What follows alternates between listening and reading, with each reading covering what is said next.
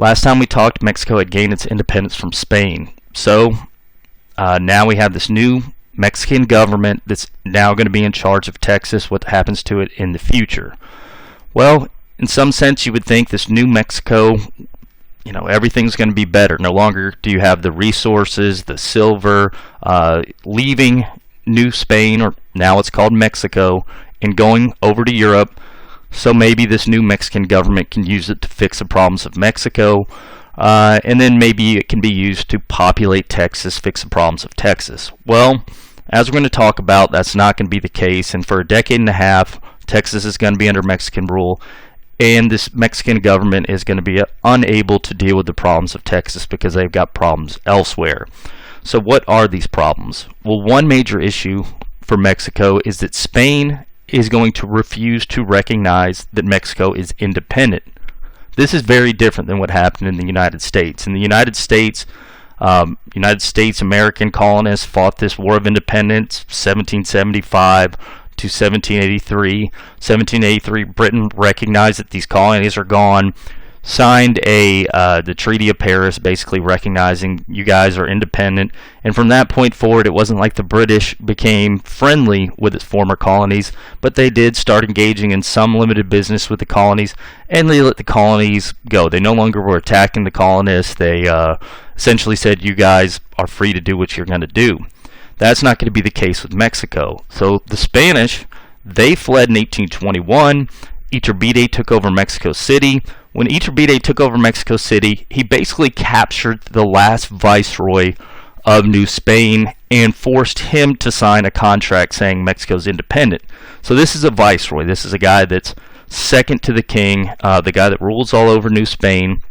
Well, unfortunately for the Mexican government, the king is above the viceroy.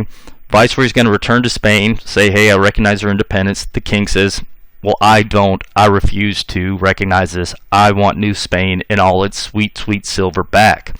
So what the Spanish will begin to do is they're going to start making plans in Cuba. Cuba's going to stay under Spanish rule, and we'll see Spanish forces start building up here for a potential invasion of Mexico. And probably more devastating to Mexico, the Spanish Navy starts going just off the coast of Mexico, and any ship that's going to leave, the Spanish Navy will destroy, basically destroying the commerce of Mexico. Any chance they have to create trade, international trade, is going to be destroyed. As a matter of fact, the one port, and this is really the only port that was used under Spanish rule, Veracruz, the Spanish not only stick ships outside of this, but they take over an island just off of Veracruz, and any ship that is leaving or going into Veracruz can be fired at by this island. So their major port is essentially closed off by the Spanish, at least for the next couple years. So whereas the United States started trade internationally, immediately got off its feet, its economy started growing, that's not going to be the case with Mexico. So the Spanish just say, we're not letting you have independence, and they're going to be threatening to invade in the future. So that's a major issue. Another major issue for Mexico is race and class problems. So Iturbide and Vicente Guerrero had promised that they were going to declare independence, and once they got independence, they were going to promise racial, social equality. And as we're going to see, there's going to be some problems with them keeping up with that as far as government's concerned. But even when the Mexican government is going to be good about promoting social equality, political equality among races, you still have economic inequality. So for the past 300 plus years under Spanish rule, the Spanish Europeans had been the upper class. Then you had those criollos, middle class, upper middle class, and then below them you had mestizos, people of Indian ancestry. And essentially, again, the Indians were kept in manual labor jobs, had very little capital. Well, what happens with independence is, sure, the Peninsulares, the Europeans, are gone, but now you have those criollos. They're going to take over the upper class here. So they're the only ones that are going to be left in New Spain with property, anything of value.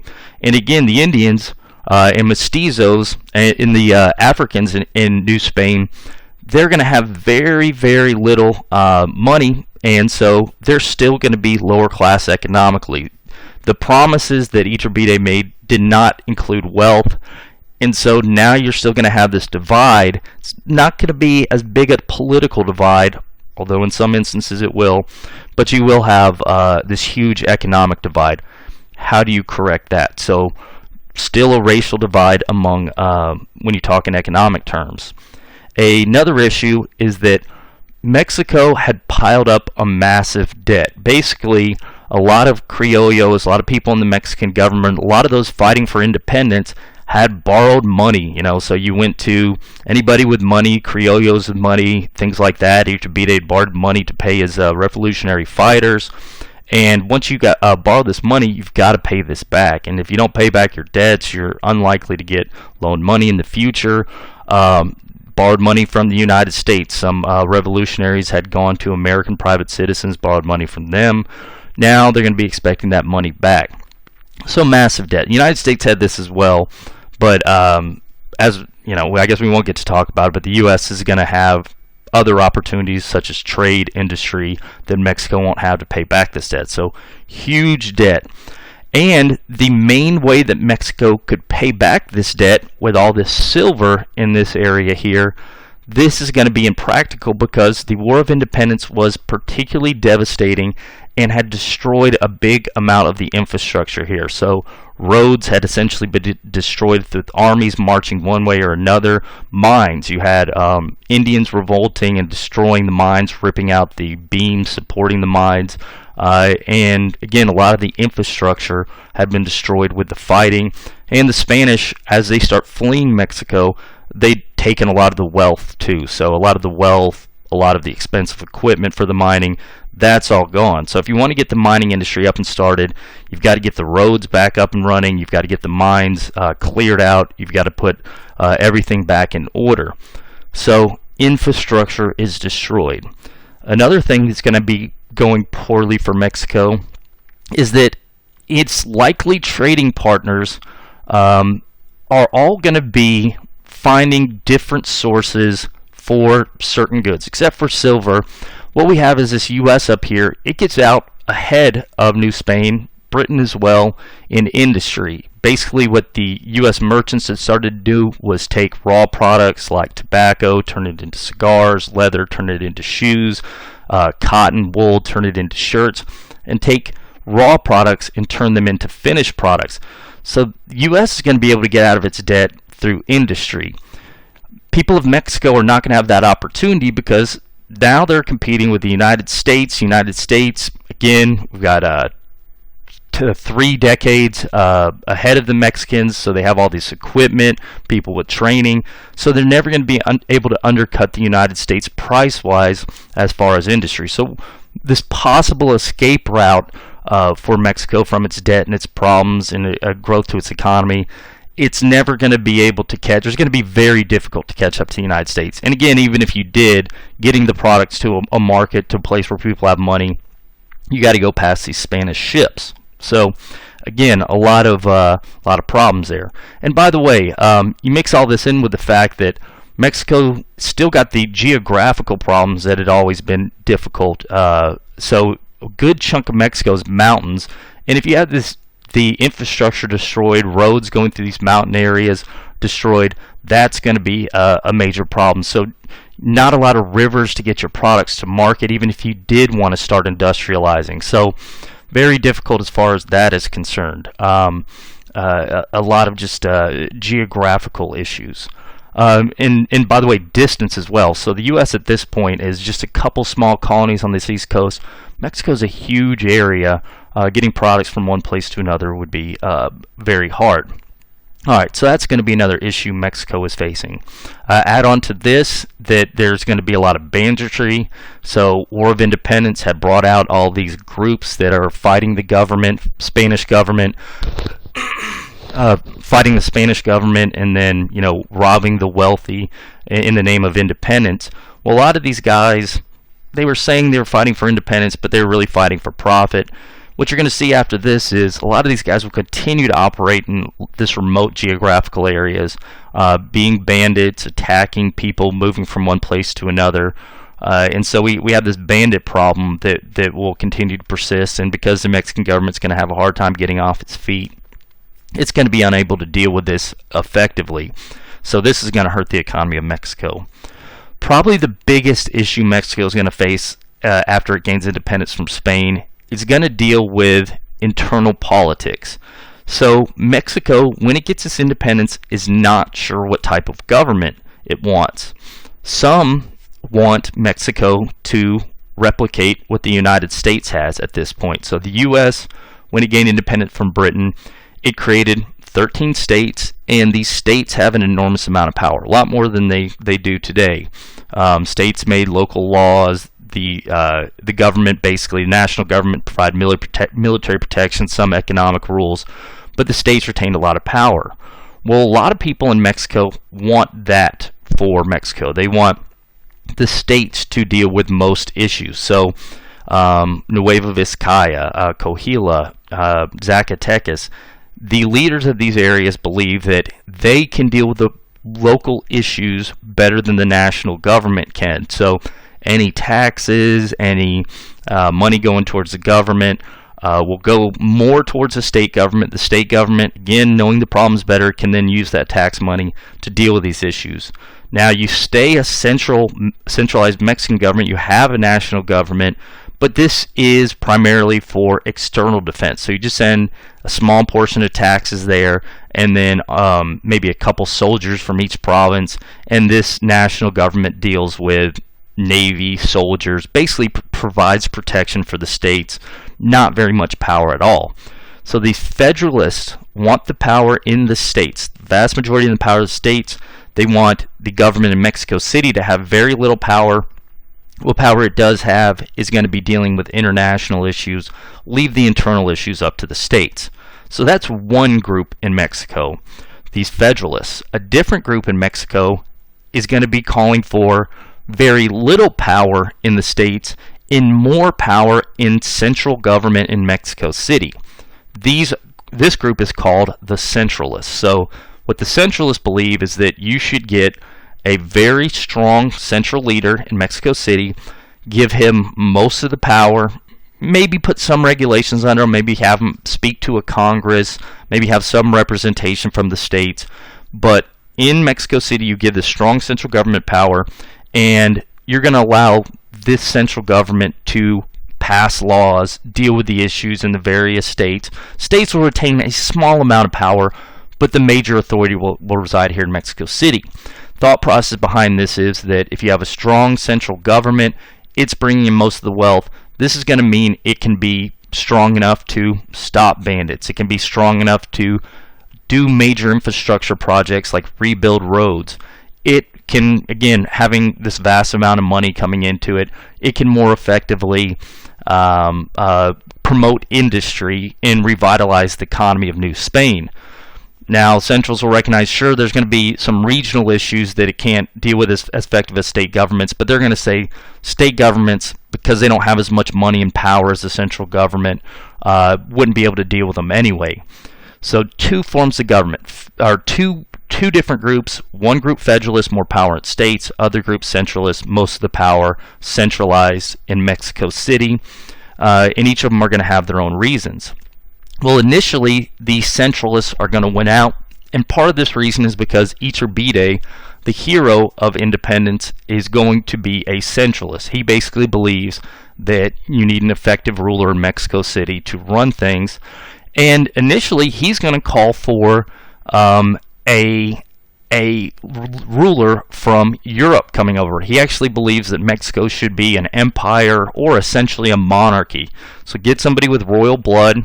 What Mexico is thinking, this would place legitimacy in this new Mexican government, and you get this guy ruling. He's going to have a lot of power. He'll be limited a little bit by a Mexican Congress, but again, you get him there, and then strong, powerful, be able to solve Mexico's problems. By the way, this is what's happened in Brazil. Brazil basically declared independence from Portugal. They had the Prince of Portugal take over as king of Brazil, and he ruled very effectively for the coming decades. Well, Centralists believe the same thing should happen here in Mexico. So they put the word out to Europe. We're looking for someone with royal blood, maybe a prince, maybe a member of a royal family that wants to come over here and become a king. Well, again, they're maybe hoping for the King of Spain, maybe one of his relatives, maybe even the King of England, actually not the King of England because of Protestants, but maybe a king from Central Europe, maybe a prince from Central Europe. Unfortunately for Mexico, a lot of these families have ties to Spain. Spanish government's not recognizing independence. Other royals in Europe are going to look at Mexico and say this thing's not going to survive very long. A lot of people are going to say this is unstable. We got half the people in Mexico that don't want this ruler, want more power in the states. And so you're not going to get any royals who want to become king of Mexico. Well, because of this, Iturbide will, I don't want to say reluctantly, but people will say, Iturbide, why don't you become the first ruler of this independent Mexico? And again, we're going to give you most of the authority.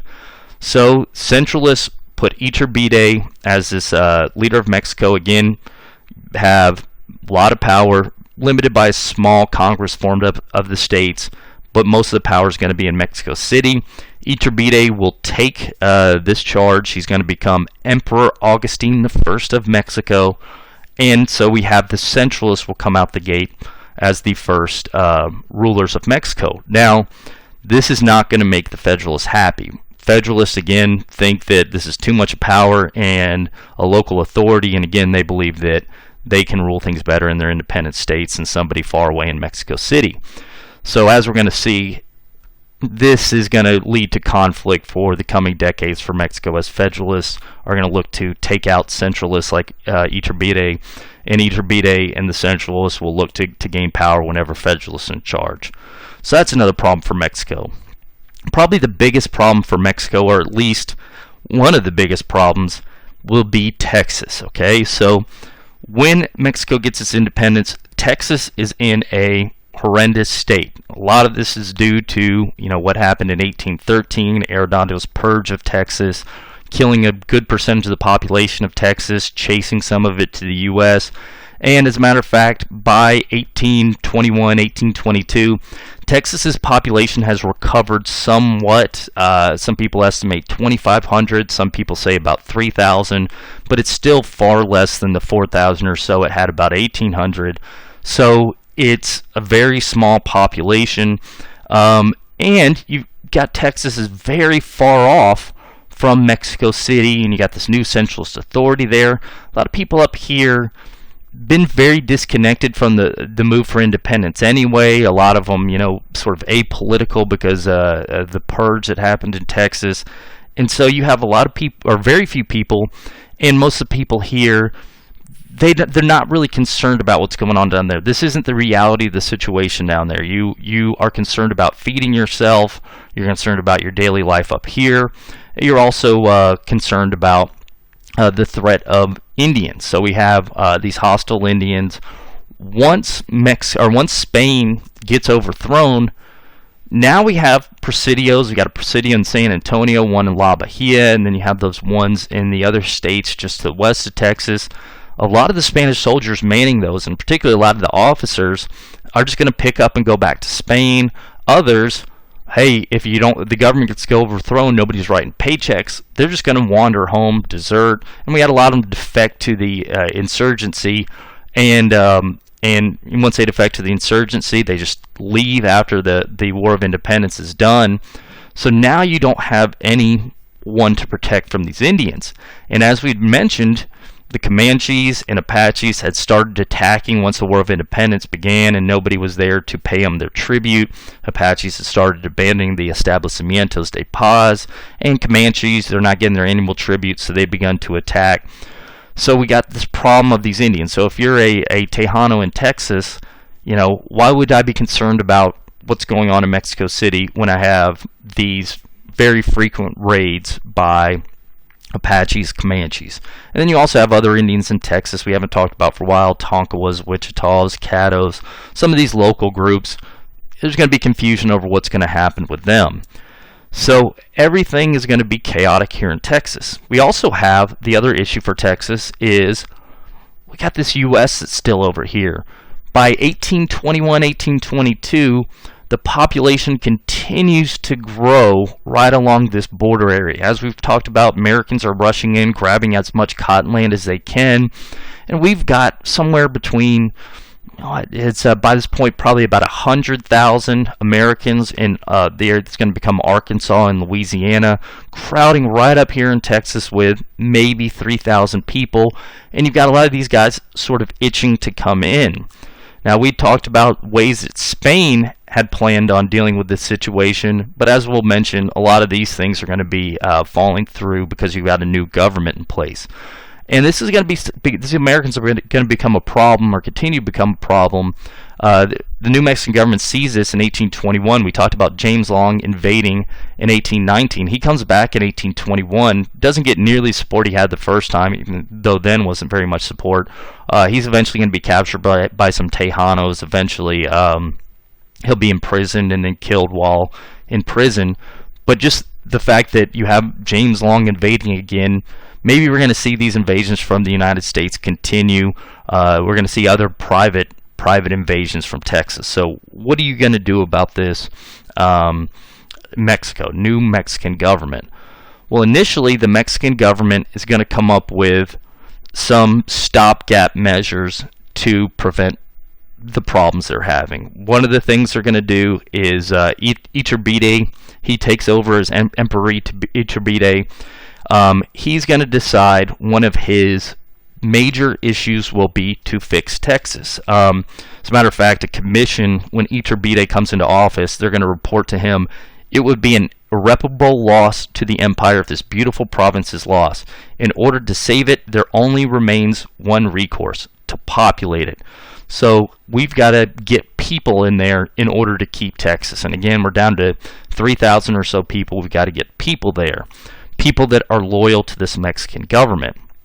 Well, in order to appeal to people to get people into Texas, Mexico will try a couple different things. One of the things is going to be negotiating with the various Indian tribes of Texas. Well, Iturbide will send out peace commissioners to the various groups. So he's going to send a group to speak with the various Apaches, a group to speak with the Comanches, Wichitas, Tonkawas, Cherokees. And what these commissioners will say is essentially, you are now citizens of Mexico. We don't have the same racial restrictions that Spain had. We're not going to keep you subservient. We're going to keep you as equals in this new Mexican empire. And so you can participate in government if you want it. They're going to say, we can't give you tribute immediately, but once we get on our feet, we're going to start returning that tribute.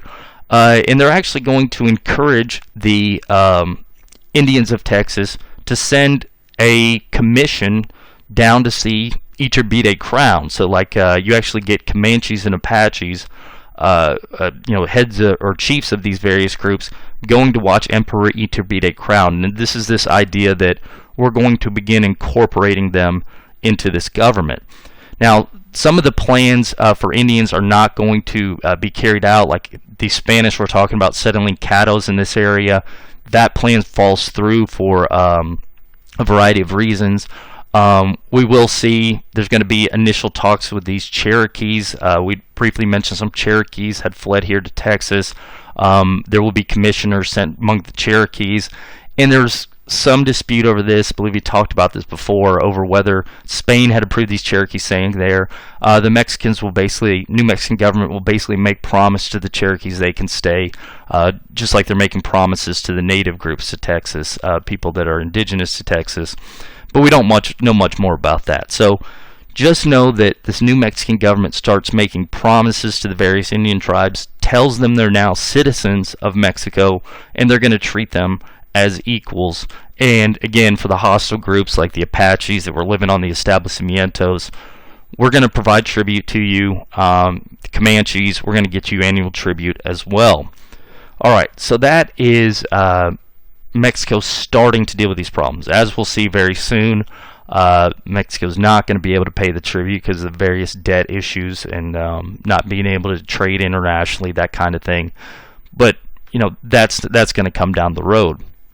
Well, what about the low population of Texas? How do we fix that? Well, Spain, in the last years of its rule of Texas, have been talking about bringing in Swiss settlers, maybe bringing in Spaniards, things like that. Well, that goes all out the door once Spain is gone.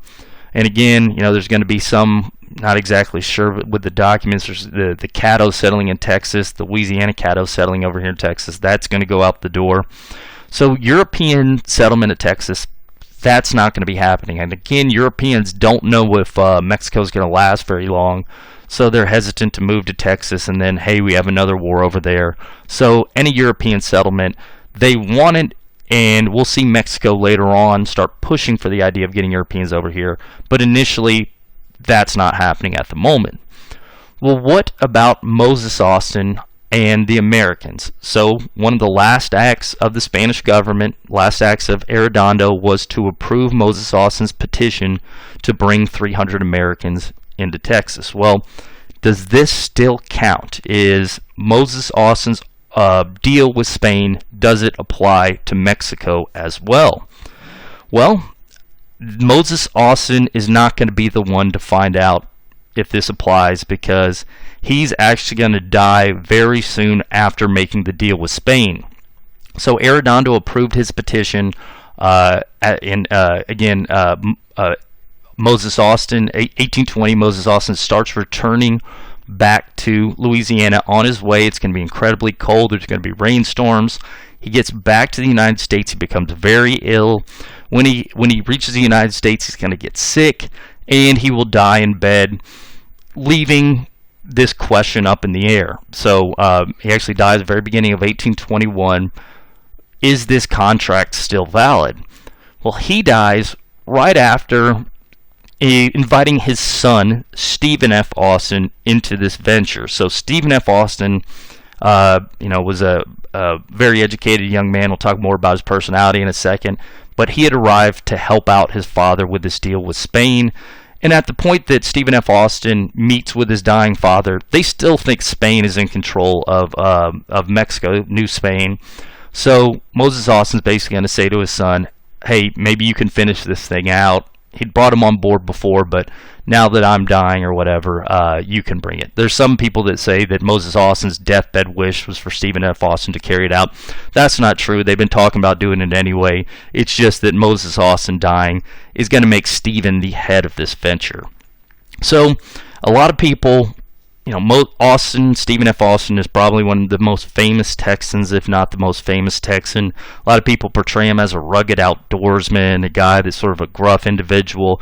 That's absolutely not true. He was raised in a family that was fairly well-to-do. His father had been in a number of ventures before, with real estate, land buying, things like that in the United States. His father briefly worked or lived under Spain and when they controlled Louisiana, made some money there. So this allowed Stephen F. Austin to get a good education. Stephen F. Austin had gone to school in the United States Northeast, which, very good colleges up there, and he'd learned law, studied law for a long period of time, real estate law. He knew this new American Constitution. He'd studied old English law, and he was very intelligent in that regard. He's intelligent, certainly not gruff. I mean, as a guy, he knew how to hunt. He knew basic, outdoorsman things, but he was more just an intelligent guy. He was actually very hardworking, but not hardworking in the sense of, again, rough outdoorsman. He just would pore over notes, things like that. He didn't have a lot of patience for those who weren't willing to work as hard as him. And as a matter of fact, some people thought he could be petty if he didn't get what he wanted at times. He could be plain a little bit. And so, whiner's not the right word, because he's a very intelligent guy and he's very well spoken. But he demanded of others the same amount of work he put in, and if he didn't get it, he could, get upset fairly easily. So, hard-working guy. Okay, so Austin is also a businessman, and he realizes when his father's dying, this venture can make a lot of money, and so he's going to take on his father's mantle after his father dies, and he's going to come up with a plan to continue to bring American colonists in. So in 1821, this is actually when he heads into Texas right before Mexico gets its independence from Spain. Stephen F. Austin's going to come in here and start riding in. This is right as soon as Iturbide marching into Mexico City. He comes into Texas to basically talk with the people of San Antonio to make sure that it's okay for him to do his father's colonization plans instead of now that his father's dead. And he's also coming to Texas to pick out land to form his father's colony. So when his father made the deal with Spain, it was just sort of, yeah, you can settle a colony. We'll figure out what land it is soon. And so Stephen F. Austin comes in 1821 to meet with the government in San Antonio and to pick out some land for his colonization venture. Well, he comes in, and again, his plan is, and this was his father's plan as well, Spain had basically offered free land, and what his father was going to do and now he's going to do is pick the land out, and then once Spain gives it to him, he's going to divide it up, and then he's going to serve as a liaison initially with the Spanish government, but as we're going to see, the Mexican government, and then parcel it out, basically draw up all the deeds for the land, and then he's going to get these 300 families to pay him, he's thinking 12.5 cents an acre, and then he'll make that money, not selling the land because the land's for free, but for performing services as what he would call, and the Spanish and Mexican governments will call, empresarios, basically a guy that brings people in, colonizer almost. So he heads in here in Texas in 1821, planning to pick out the land that he's going to settle as colonists. Well, he gets into Texas, and as he's walking through here, he notices the same thing his father did. This land is perfect for cotton, and what Stephen F. Austin, as he's traveling through, he basically thinks this would be perfect for basically an empire for cotton. He sees this as being this extension of what had been happening in the United States up to this point. Basically, cotton farms all the way here. Stephen F. Austin believes that he personally didn't own slaves, but he thinks that Americans, these families, when they come in, bring their slaves in here. He thinks this is vital to cotton production for slavery. And what Stephen F. Austin, as he's traveling in here to Texas, thinks is, I don't want just the poor families coming in. I want the most successful families coming in. Because I'm going to be getting so much land, initially, again, he thinks Spanish government, then there's going to be a high demand for this. I'm going to be selling it for cheap, but I want the best of the best, and we're going to have basically these slave-driven plantations in whatever area I pick here in Texas. So Stephen F. Austin goes into Texas, and he will arrive in San Antonio. When he gets to San Antonio, he will, again, cotton area, slavery. When he gets to San Antonio, he's going to meet with the prominent families in Tejano families in San Antonio, particularly this group called the Seguins. But one of the first things that happens when he arrives in San Antonio is he learns, hey, you made this deal with, or your father made this deal with the Spanish government. Spanish government is gone. Now we're under Mexico. Don't even really have the government formed. At this point, Iturbide, he still hasn't even taken over as emperor yet. And so Stephen F. Austin arrives in here and says, is my father's contract valid? Well, we don't know if it's valid because we don't know if the new government will approve of it. Don't know if it's approved, but the people of San Antonio want it to be approved, especially the Tejanos, especially the elites within San Antonio. Again, there's not many people within San Antonio you can call elites. Most people are subsistence farmers. There are a handful of people like the Seguins that had made money off cattle ranching that are fairly well educated, that have money and prominence. These Criollo families. Well, now again, the Criollo families, because the Spaniards, most Peninsulares are gone, Spanish government is gone. Now these guys are in this top position, and these Criollo families, including the Seguins, are going to meet with Stephen F. Austin about the idea of bringing Americans in, and for the most part, they're going to be, this is great. This is a great idea. We want you to come in. We need help with Indians. We need the economy of Texas to grow. So whatever you can do to help us out with that, we would like it. Now, it's not like they hadn't seen James Long invade 2 times. It's not like, they didn't know that Americans wanted to come in here and invade Texas. But Texas was in such dire straits, 1821, that basically the Tejanos are going to want the Americans to come in. So what the Seguins are going to do, they're going to put Stephen F. Austin up in their house. Stephen F. Austin, because he's going to have to serve as a liaison, if the Mexican government approves his new colonization contract, he's going to have to speak in Spanish. So he and the Seguins begin speaking Spanish to one another. In particular, Stephen F. Austin is going to become good friends with the son of the Seguins, Juan Seguin. He will start practicing Spanish with him. So got all the support of the people in San Antonio, and a lot of these Tejanos will give their approval to Stephen F. Austin, give documents saying we trust this guy, and we need this here in Texas. So Stephen F. Austin starts learning Spanish, and then he's going to go out from San Antonio, start scouting lands around here in the East Texas area to form his new colony. And he's going to get to this area right around here between the Brazos and Colorado rivers. And what he's going to do is scout it out, determine this would be a great place for cotton. And he's going to plan on, asking for this land. So he scouts this area out. At this point, Austin will decide the best course of action is now to travel to Mexico City to speak with the Mexican government to make sure that my contract is valid, or my father's contract is valid. Is it okay? This contract I made with Spain, is the Mexican government going to recognize it, and will they recognize me as a replacement for my father?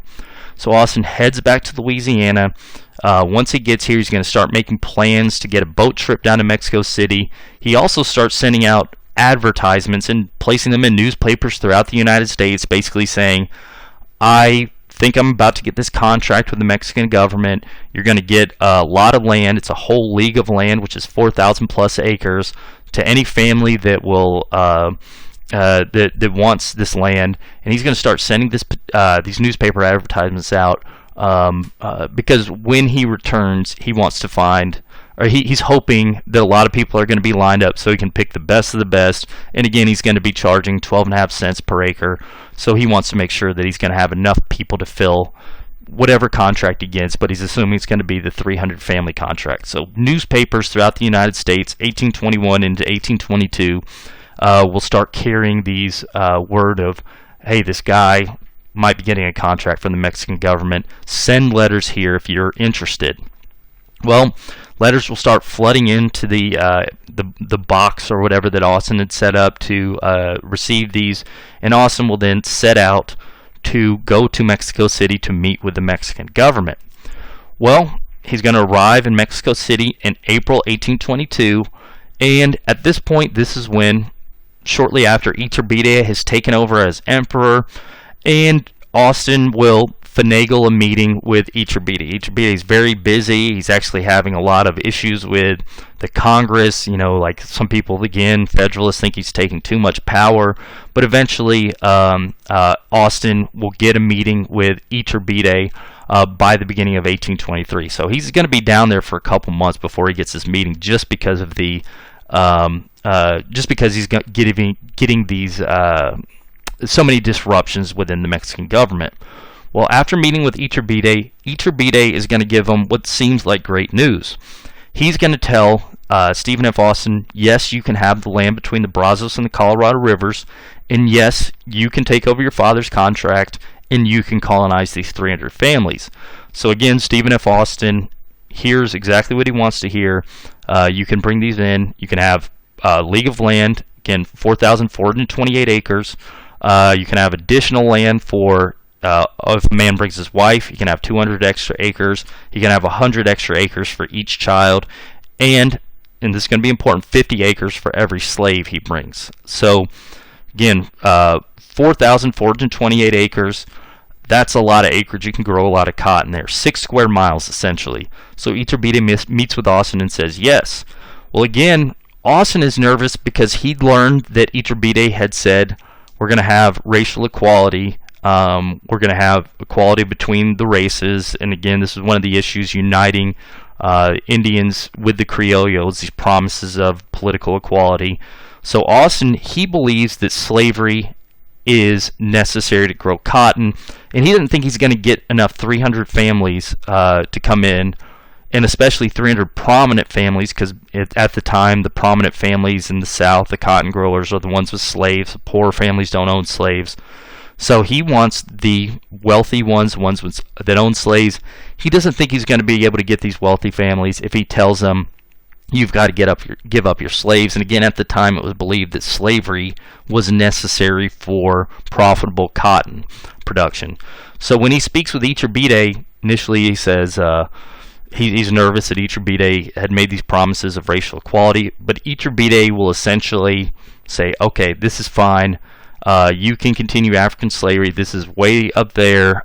Maybe we'll have to deal with this at a later date, but for now, you can have continue to have African slavery. Not only that, again, those moving in will get an additional 50 acres of land for every slave they bring in.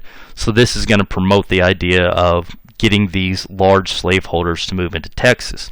So this is great news to Austin. You know, you have approval from this new Mexican government, the new emperor, and again, he's giving you all this land and giving you permission to bring in slaves.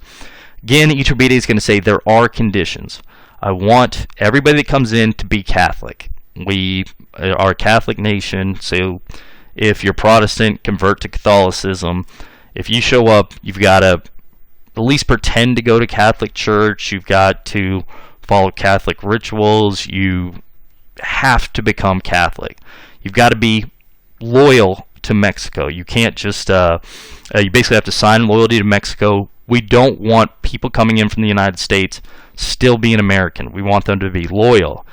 We want people to try to respect the laws of Mexico, respect my laws, Iturbide says, because he's in charge of things. And we want people to bring in letters of good character. We don't want people that, again, are, you know, maybe guys like James Long or something like that, people that are, well, I mean, James Long could probably get some letters of good character. We want people that have proven themselves to be good people and can maybe get American politicians that we trust to sign off saying this is a good person, or maybe, you know, guys like the Baron de Bastrop, who has connections to the United States, who we trust. Maybe he can say that this is a good person. We want everybody to try to learn Spanish as well. So you can come in, you can keep slavery, but we want you to adopt Catholicism, be loyal to Mexico, follow our laws, learn Spanish, and want you to sign these letters of good character. Well, Stephen F. Austin will get Iturbide's permission, and he's going to head back to Texas to start his colonization venture. But as we'll talk about, he's going to immediately face a number of problems.